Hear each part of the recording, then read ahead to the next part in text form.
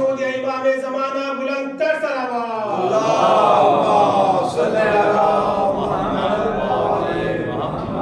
اعوذ باللہ من الشیطان اللعین الرجیم بسم اللہ الرحمن الرحیم الحمد للہ رب العالمین والصلاة والسلام والتحیت والاکرام علی سیدنا و نبینا و شفیع ذنوبنا و طبیب نفوسنا رحمت للعالمین ابی القاسم مصطفی محمد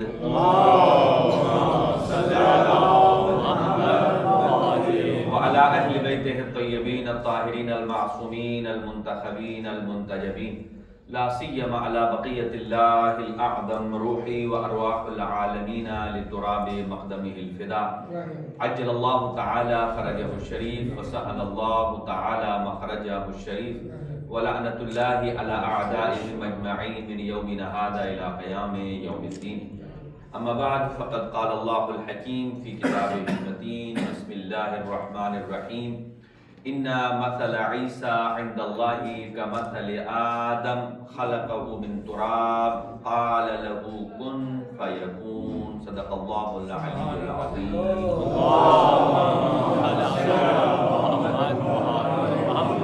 دعائے کلمات سے آغاز گفتگو ہے۔ اللہ سبحانہ و تعالی تمام مومنین اور مومنات کو اپنی حفظ و امان میں رکھے، مریض مومنین کو شفا عطا فرمائے، اور جتنے مومنین نے درخواست دعا کی ہے اللہ ان کو ان کے گھروں پر اپنی برکتیں اور نعمتیں نازل فرمائے۔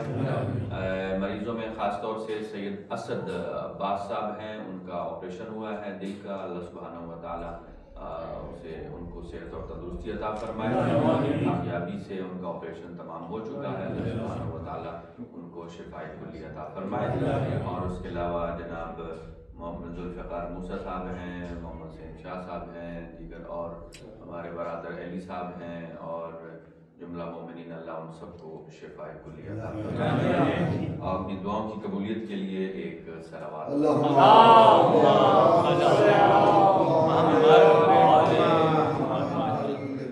آج ہمارے ہاں اس حمام کوئی مباہلے والا ہی ہے،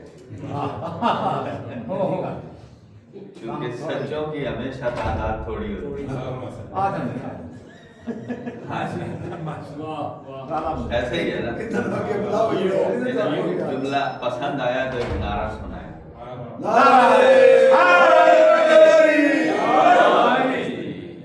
ماشاء اللہ، اللہ سبحانہ و تعالی ہم سب کو ہزاروں خوشیاں نصیب فرمائے۔ آپ کی خدمت میں عرض کیا ہے ان مثل عیسی عند اللہ کمثل آدم خلقه من تراب ثم قال له کن فیکون۔ اللہ سبحانہ و تعالی نے اس آیہ مجیدہ جو سورہ مبارکہ آل عمران کی ہے، یہ مباہلہ کے تناظر میں ہے، یعنی کہ حضور سرور عالم صلی اللہ علیہ وآلہ وسلم نے، آپ نے زندگی میں سنے ہوں گے ایک عام الفیل، ایک اور کون سا عام ہے؟ عام الحزن۔ عام سال کو کہتے ہیں۔ حضور سرور کائنات جس سال دنیا میں تشریف لائے وہ تھا عام الفیل، یعنی جس سال کوئی بڑا واقعہ رونما ہو جائے اس واقعے سے منسوب وہ سال مشہور ہو جائے۔ اس سال چونکہ ابرہہ کا واقعہ ہوا تھا اس لیے اسے کہتے ہیں عام الفیل، ہاتھیوں والا۔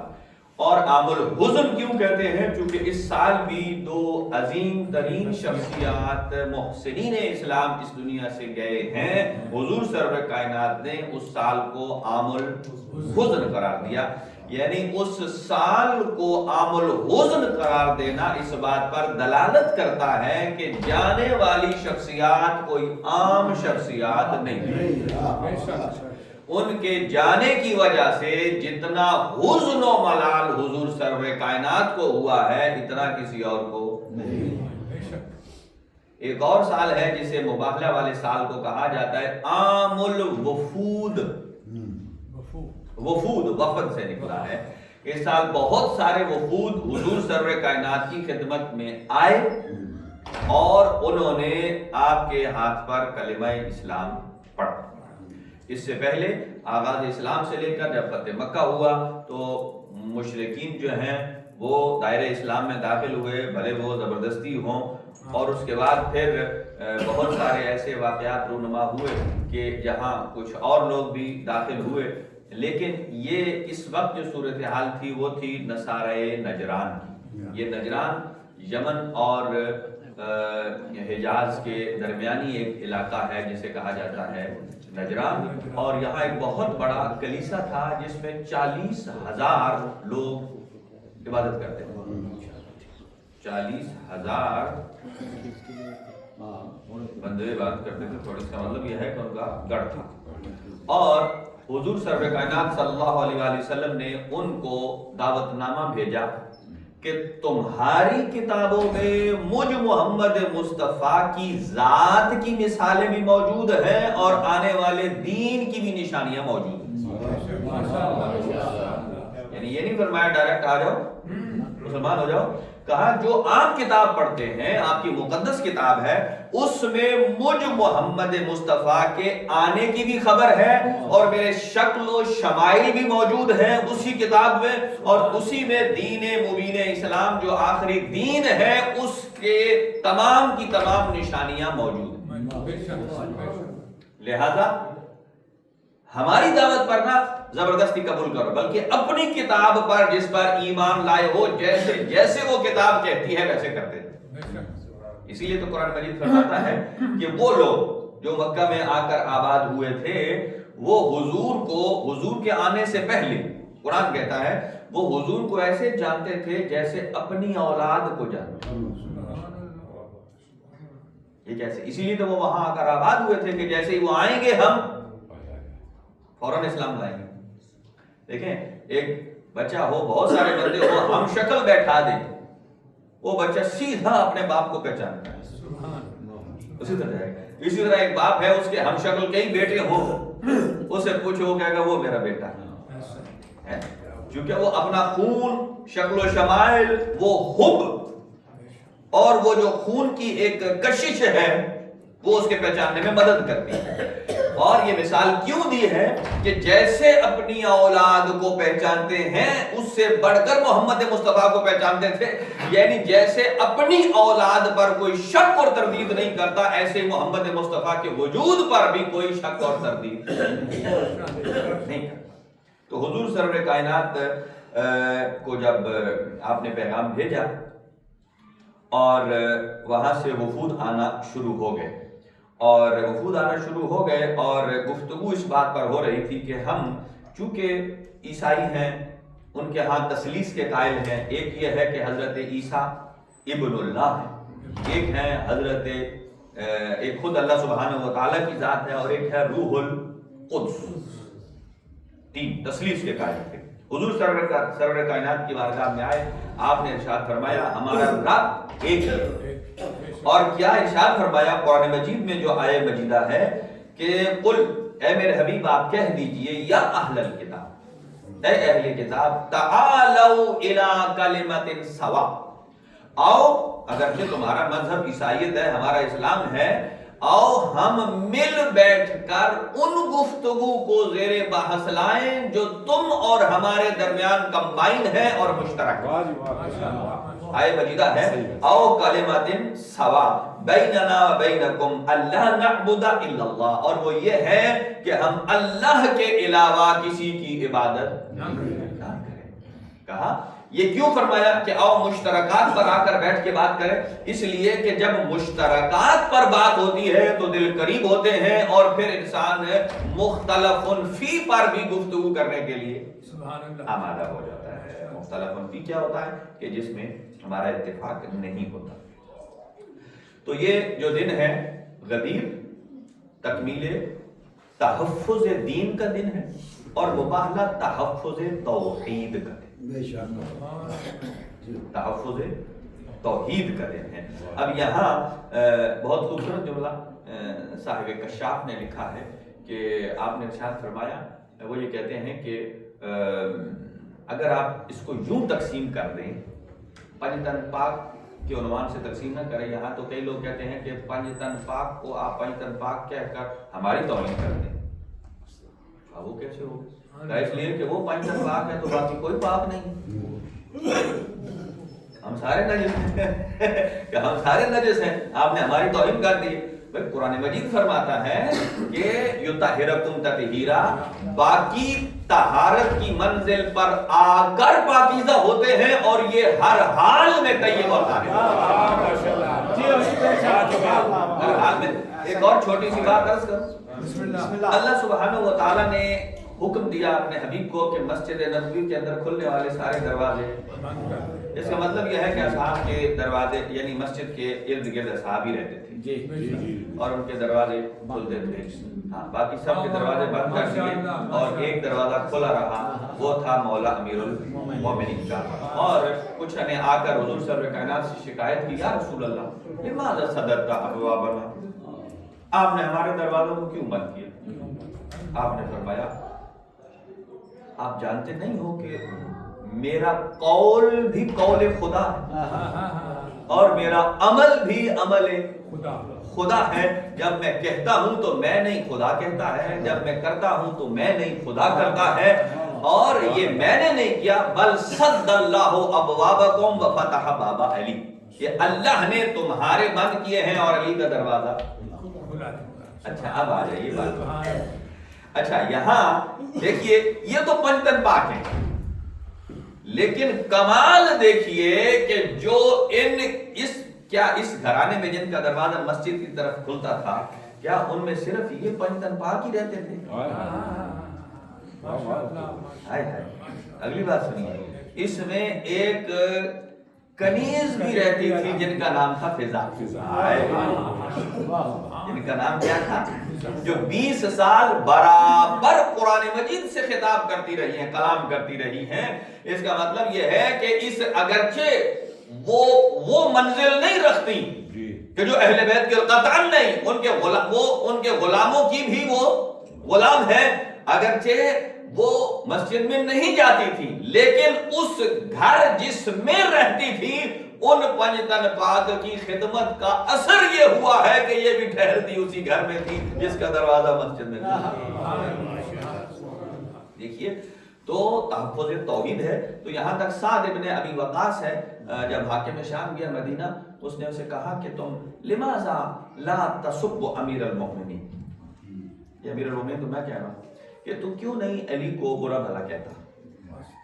کہتا ہے میں کیسے کہوں، 3 چیزیں میں نے اپنی آنکھوں سے دیکھی ہیں اور اپنے کانوں سے سنی ہیں، 3 چیزیں، اور ان میں سے پہلا میدان مباہلہ، کہ مباہلہ میں جب علی گئے ہیں، اب میں کیسے کہوں کہ علی جھوٹا ہے،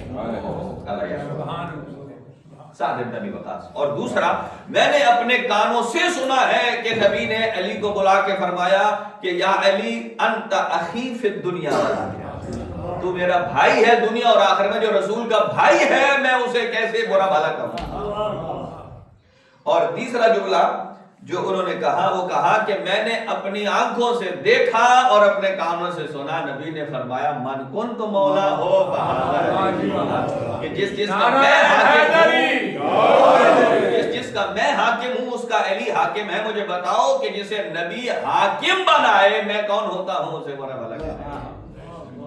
لہذا آج میں مباہلہ میں آتا ہوں، میرا بیٹا آگے ایک پیج آگے کر دیں، کہ یہ نوجوانوں کے لیے تیار کیا تھا۔ یہ 3 آیات ہیں جو اسی زمرے میں ہیں، کہ پہلی آیت یہ ہے اس میں کہ اللہ سبحانہ و تعالیٰ ان مثل عیسیٰ عند اللہ، کہ جب گئے حضور سرور کائنات کی خدمت میں، فرمایا کہ حضرت عیسیٰ کی مثال حضرت آدم کی طرح ہے اللہ کے ہاں۔ آپ کہتے ہو کہ حضرت عیسیٰ جو ہیں وہ چونکہ ان کا باپ نہیں ہے تو جس کا باپ نہ ہو اس کا باپ خدا ہوتا ہے، اسی لیے آپ انہیں کہتے ہیں ابن اللہ۔ کہا کہ یہ آپ انہیں ابن اللہ کہتے ہیں جن کی ماں تو تھی لیکن باپ نہیں تھا، جنہیں آپ کہتے ہیں ابن اللہ، جس کا باپ نہ ہو وہ اس کا باپ اللہ ہوتا ہے، ابن اللہ۔ کہا یہ حضرت عیسیٰ زیادہ سزاوار ہے ابن اللہ ہونے کے یا وہ حضرت آدم کے جس کی نہ ماں ہے نہ باپ ہے؟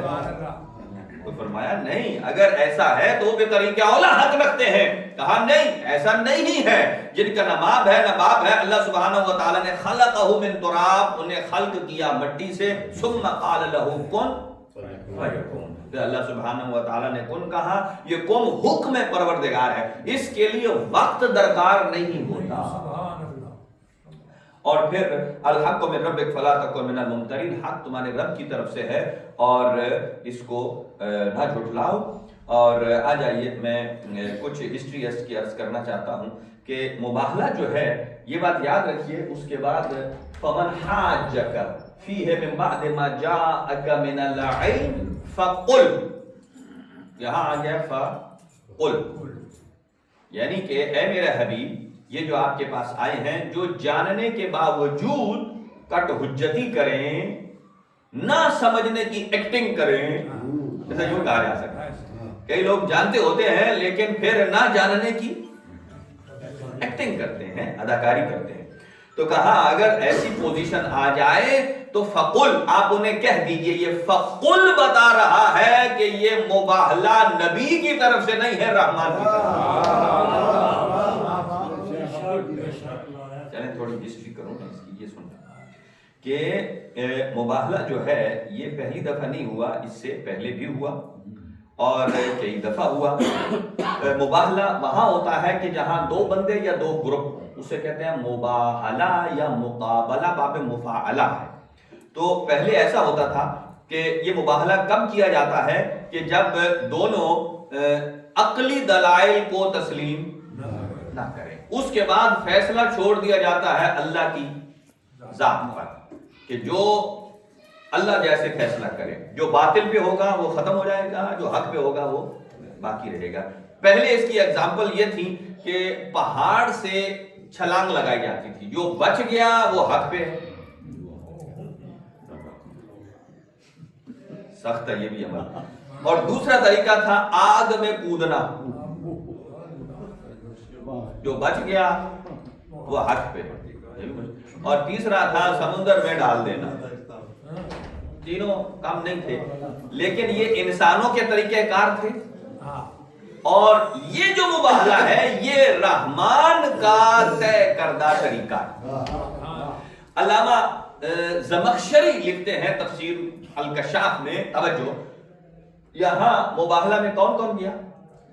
نبی پاک تو تشریف لے گئے، آپ کے ساتھ مولا علی سرکار، آپ کے ساتھ جناب فاطمہ الزہرا سلام اللہ علیہ، اور آپ کے ساتھ حسنین کریم. توجہ، وہ یہ فرماتے ہیں کہ چونکہ قرآن مجید کی یہ آیت ہے اور قرآن مجید کی آیت آیت حرف حرف اعجاز پروردگار ہے، معجزہ ہے. قرآن مجید سارے کا سارا معجزہ ہے اور ہر آیت معجزہ پروردگار ہے.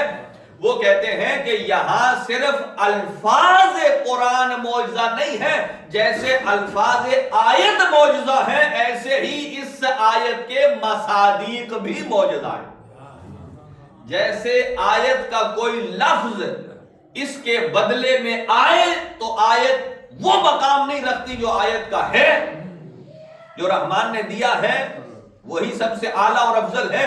ایسے ہی جتنے مصادیق ہیں، جیسے یہ پینتن پاک، یہ بھی اپنے اعتبار سے اعجاز ہے. ان کی جگہ کسی اور کو رکھے تو جو مقصود ان سے حاصل ہونا تھا وہ کسی اور سے حاصل نہیں ہو سکتا. توجہ. اور پھر یہ لوگ آئے اور حضور سرور کائنات سے گفتگو کی، اور پہلے تو بہت ہی اعلیٰ اور شان کا لباس پہن کے آئے، سونا چاندی بہت زیورات لگائے ہوئے تھے. مولا علی سرکار آئے مولا کے پاس. حضور عصر کی نماز پڑھ چکے تھے اور جیسے ان کو آتے دیکھا تو حضور نے اپنا چہرہ ادھر کر لیا. تو انہوں نے کسی سے پوچھا کہ یہ حضور سرور کائنات، ٹھیک ہے ہم ان کے مذہب کے نہیں ہیں لیکن ہم نے سنا تھا وہ بڑے با اخلاق ہیں. کہا یہ امیر المومنین سے پوچھو، امیر المومنین کے پاس ہے. انہوں نے کہا ہاں ان کی اسوہ حسنہ میں تو کوئی شک نہیں ہے، لیکن آپ بھی تو اپنی حالت صحیح کر کے آئے. آپ بھی اپنی حالت صحیح کر کے آئیں. یہ جو آپ نے یہ سونا اوپر لادا ہوا ہے اور یہ جو آپ فخر و مباحات کر کے آ رہے ہیں، اس کو اتاریں گے تو وہ بھی آپ سے ملاقات کریں گے. چنانچہ انہیں اتارا گیا اور حضور سرور کائنات کی خدمت میں آئے, گفتگو ہوئی, 3 دن تک وہاں قیام کیا, اور قیام کرنے کے بعد حضور سرور کائنات نے فرمایا کہ رحمان ایک ہے, اللہ ایک ہے, وہی خالق ہے, وہی مالک ہے. انہوں نے کہا کہ نہیں, حضرت عیسیٰ ابن اللہ. ساری باتیں ہو چکی, کہا کہ آپ نے جو باتیں بتائی ہیں ہمارا دل نہیں مانتا, ہم اسی بات پر قائم ہیں. آپ نے فرمایا, انتظار کیا, اتنے میں یہ آیت مجیدہ آئی, فَقُلْ تَعَالَوْا نَدْعُ أَبْنَاءَنَا, ان سے کہیے آؤ مباہلہ کریں. اور ان کے وہم و گمان میں بھی نہیں تھا کہ ایسا بھی ہونے والا ہے, ایسا بھی ہونے والا ہے. لہذا جیسے ہی ان کو بلایا گیا اور انہوں نے مہلت مانگی, کہا ہمیں مہلت دیجیے. انہوں نے آپس میں میٹنگ کی, اور میٹنگ کرنے کے بعد انہوں نے کہا اگر تو حضور سرور کائنات, یہاں 2 جملے, ایک تو یہ ہے کہ اگر حضور آتے ہیں شور شرابے کے ساتھ, اگر آتے ہیں کراؤڈ کے ساتھ, اگر آتے ہیں اجتماع کے ساتھ, تو پھر مباہلہ کرو. اور اگر آتے ہیں اپنے مخصوص اہل بیت کے ساتھ, تو پھر مباہلہ نہ کرنا. یہاں ایک اور مورد کا جملہ ہے کہ گویا انہوں نے آپس میں میٹنگ کہا اگر حضور آئے اصحاب کے ساتھ تو مباہلہ کر لینا, اور اگر آئے اہل بیت کے ساتھ تو پھر مباہلہ. کیوں کہا؟ اس لیے کہ وہ جانتے تھے کہ اہل بیت میں کوئی ایسا نہیں ہے کہ جس نے جو صداقت کے پیمانے سے نیچے اترا, اور باقی جتنا بھی کوئی اچھا ہو جائے لیکن اس معیار پر تو نہیں ہے ابتدائی طور پر. تو چنانچہ اور انہوں نے کہا کہ یہ روایت نبی حضور نے فرمایا کہ لو کانو, اگر وہ مباہلہ کر لیتے تو کانو قردۃ خاسئین, تو وہ انسان کی بگڑی ہوئی شکل بن جاتی. اگر وہ مقابلہ کر لیتے تو کیا بن جاتے؟ قردۃ خاسئین. قردۃ کہتے ہیں منکی. تو گویا ایک پیمانہ دے دیا کہ جو اہل بیت کے مقابل میں جب جب جہاں جہاں آ جائے کانو قردۃ خاسئین.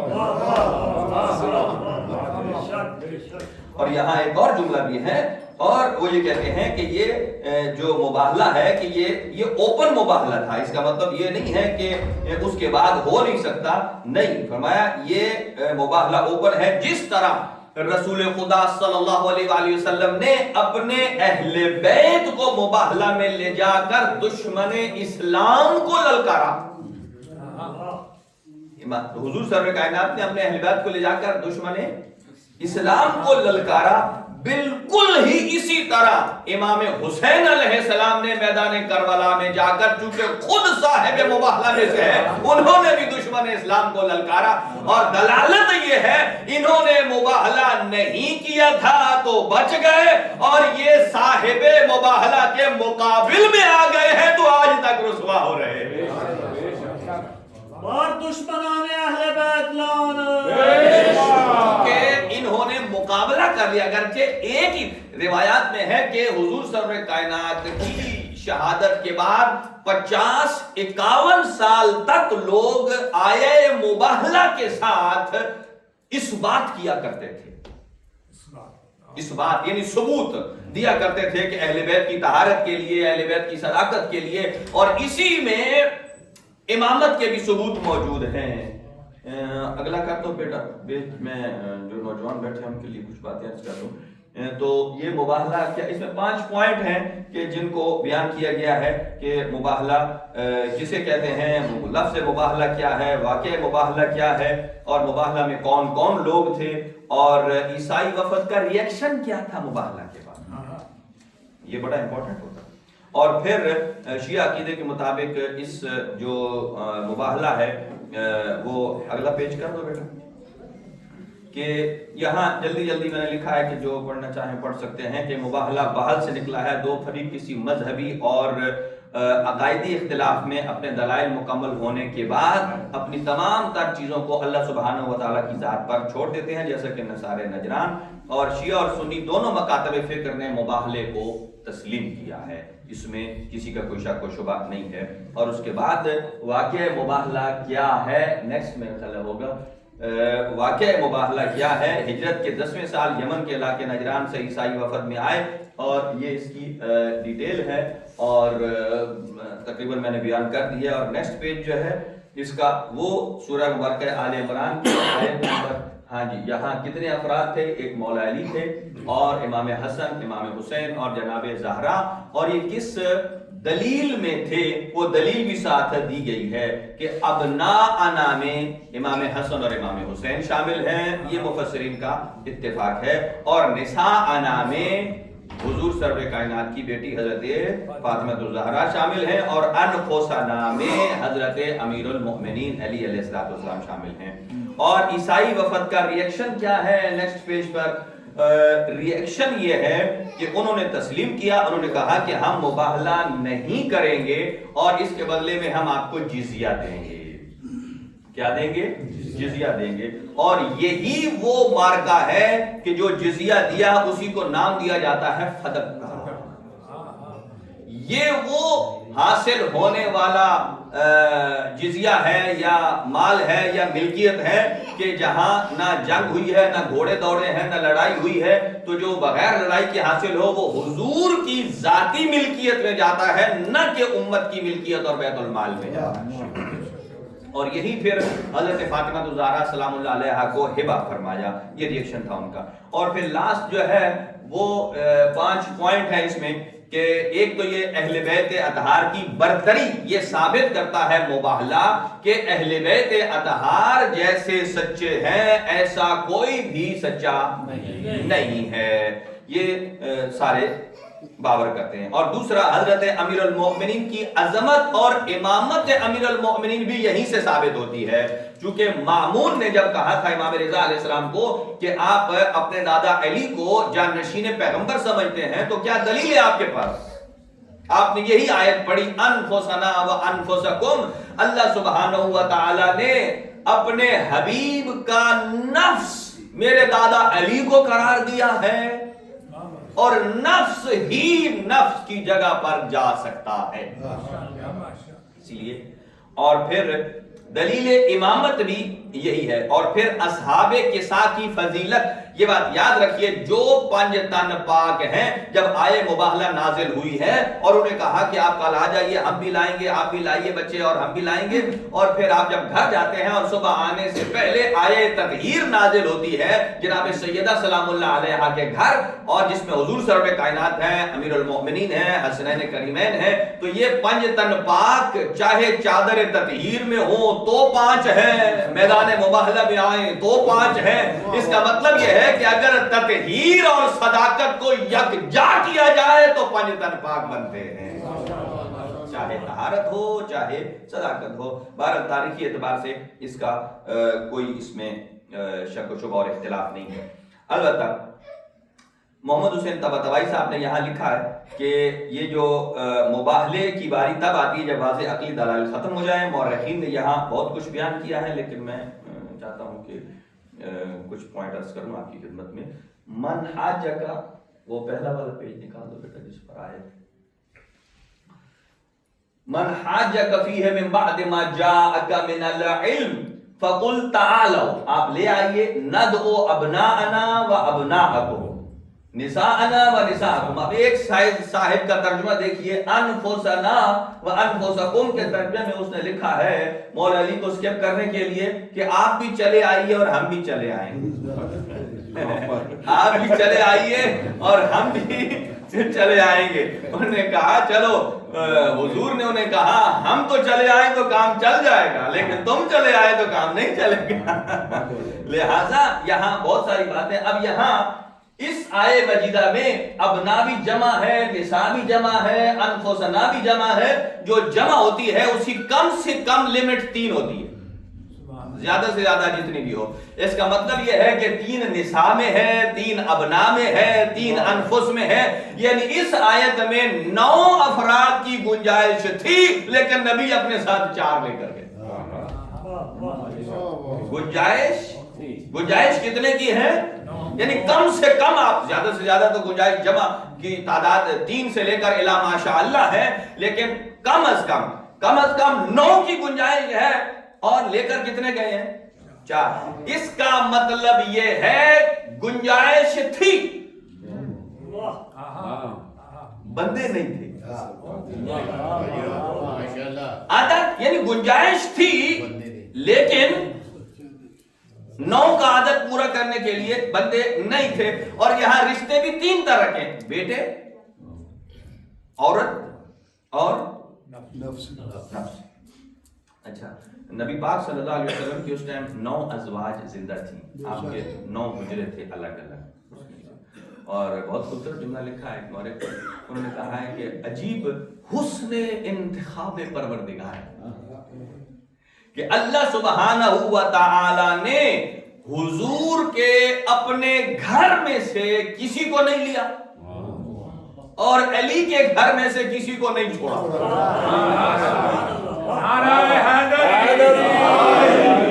یعنی کسی کو نہیں لیا اور ادھر سے کسی کو نہیں چھوڑا. یعنی نہ چھوڑنا اس بات پر دلالت کرتا ہے، یہ خود اس بات کو بیان کر رہا ہے. حضور سرور کائنات کی عمر تھی 63 سال، مولا علی 30 سال چھوٹے ہیں، جناب زہرا 18 سال کی، حسنین کریمین ایک 3 سال کا، ایک 4 سال کا، یا زیادہ زیادہ 6 یا 7 سال کے ہیں. اس کا مطلب یہ ہے کہ جو صاحب صدق و صداقت ہے وہ 63 سال کا ہو تو بھی سچا ہے، 6 سال کا ہو تو بھی سچا.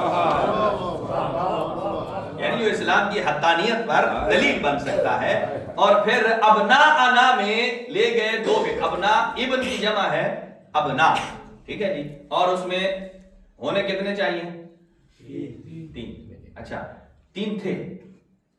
ایک نبی پاک صلی اللہ علیہ وسلم کے اپنے بیٹے ہیں حضرت ابراہیم، جو کہ ماریہ قبطیہ سے تھے، وہ بھی موجود زندہ تھے. لیکن جب مباہلے میں جانے کی باری آئی ہے انہیں لے کر نہیں گئے. اچھا، تو مباہلے میں ابنا میں 2، امام حسن اور امام حسین، نساء میں 1 جناب زہرا، اور انفسنا میں بھی 1. اچھا، اس کی کیا حکمت ہے کہ 2 میں 1 اور 1 میں 2؟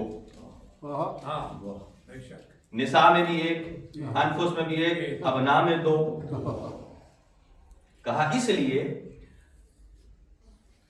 انفسنا میں علی اکیلے، اس لیے چونکہ علی کی کوئی مثل نہیں، اور زہرا اکیلی اس لیے ہے کہ ان کی کوئی نظیر نہیں، اور ابنا میں حسن و حسین اس لیے ہے کہ ان دونوں کی نظیر ہے، اور نظیر بھی ان دونوں میں ہی منحصر ہے. حسن کی نظیر حسین ہے اور حسین کی نظیر حسن ہے، ان کے علاوہ کسی اور کی نہیں. ٹھیک ہے، اب یہاں ان چیزوں کو بیان کیا، اور مباہلہ میں آ کر، اور پھر یہاں جو سمائی جسے بولا جاتا ہے، عربی میں بنتن کہا جاتا ہے بیٹی کو، بنتن بیٹی، اور بعض چیزیں جو ہوتی ہیں اس کی جمع آتی ہے مثلا بنات، اور عورت کو کہا جاتا ہے امرأتن. لیکن اس کی جب جمع ہوتی ہے تو وہ امرأات نہیں آتی، وہ آتی ہے نساء. اسے کہتے ہیں جمع سمائی کہا جاتا ہے، یعنی جس میں وہ الفاظ موجود نہ ہوں. ٹھیک ہے جی، تو امرأتن کی جمع آ گئی نساء. اچھا، امرأت بھی عورت کو کہتے ہیں. اب نساء بھی جمع ہے، اب اس نساء میں عورت بھی آ جاتی ہے، بچی بھی آ جاتی ہے، بیوی بھی آ جاتی ہے، ماں بھی آتی ہے، بیٹی بھی آتی ہے. اس نساء کا کیا مطلب؟ دیکھیں، جب نساء کہتے ہیں عورت کے 3 فیس ہیں. بیٹی بھی ہو سکتی ہے، ماں بھی ہو سکتی ہے، بیوی بھی ہو سکتی ہے، بہن بھی ہو سکتی ہے. ٹھیک ہے، تو یہاں اس نساء میں جناب زہرا کو لے کر گئے.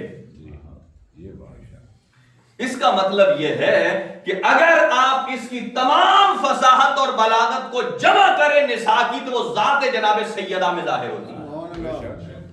اس لیے کہ اگر کوئی ماں کی حیثیت سے لے جاتے تو بیٹی کا معنی فاقد تھا، اور اگر بیٹی کے معنی سے لے کر جاتے تو زوجہ کا معنی فاقد تھا، لیکن جناب زہرا میں تینوں موجود ہیں کہ یہ ماں بھی ہے، بیٹی بھی ہے،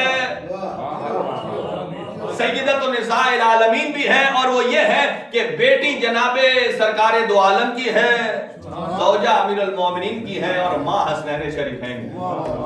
یعنی تمام فضاحت اور بلاغتیں اگر سمٹ کر آتی ہیں لفظ نساء میں تو وہ جناب زہرا سلام اللہ علیہا کی شان۔ بلند صلوات۔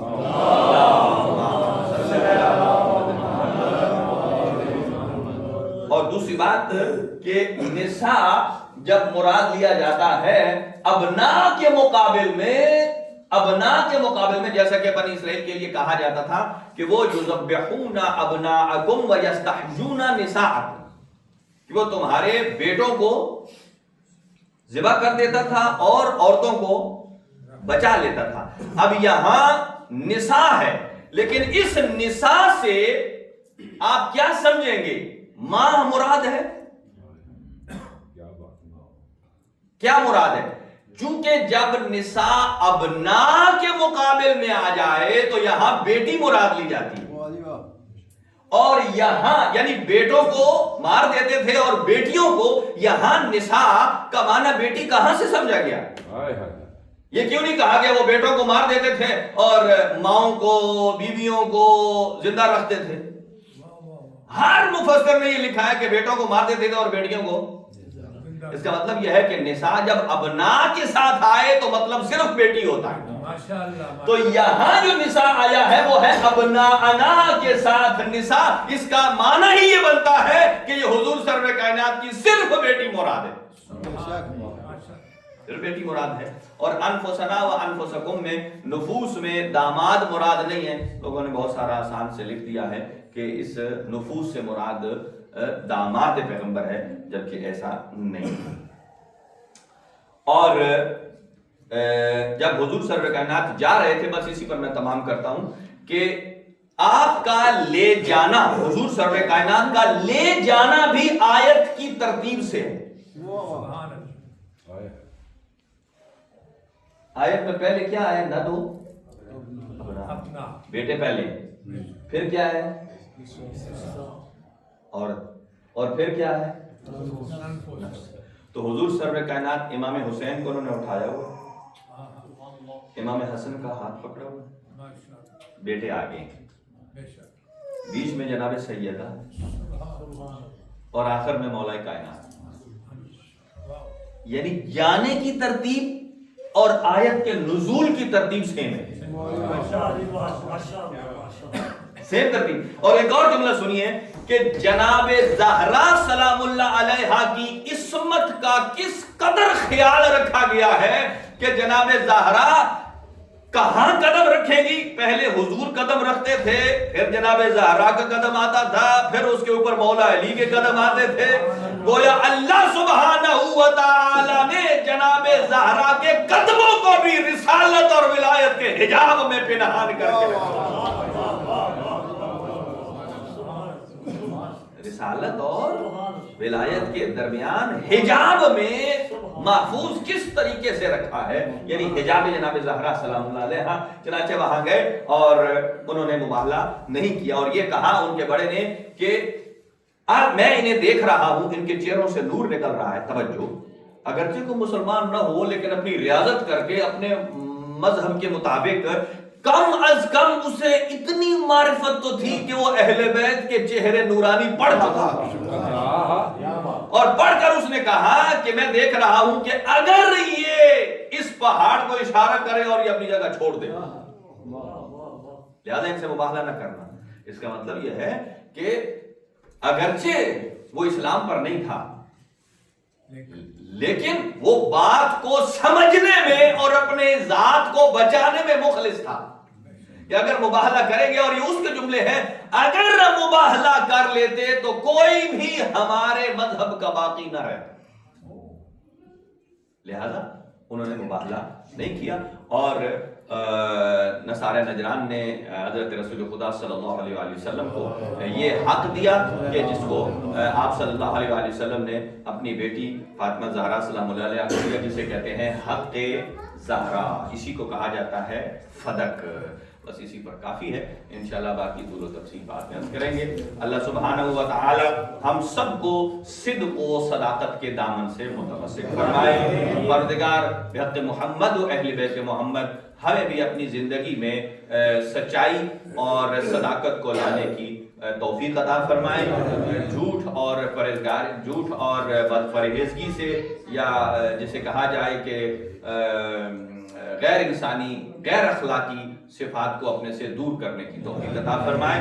اللہ سبحانہ و تعالی اس دنیا میں انہی پنجتن پاک کی محبت میں، ان کی ولایت میں اور ان کی امامت اور رسایت پر ایمان رکھنے اور اس پر ہی ہمارا سب کا خاتمہ خیر فرمائے۔ اور یاد رکھیے کہ ٹیوزڈے سے محرم الحرام کی پہلی مجلس کا آغاز ہو رہا ہے، اور انشاءاللہ آپ بر وقت تشریف لائیں گے، اور انشاءاللہ بارگاہ سید الشہداء میں پرسہ پیش کیا جائے گا بہتر طریقے سے، امید ہے۔ اور امام زمان اجل اللہ تعالیٰ فرجہ شریف کے ظہور میں تعجیل فرمائے۔ بابا سے بلند صلوات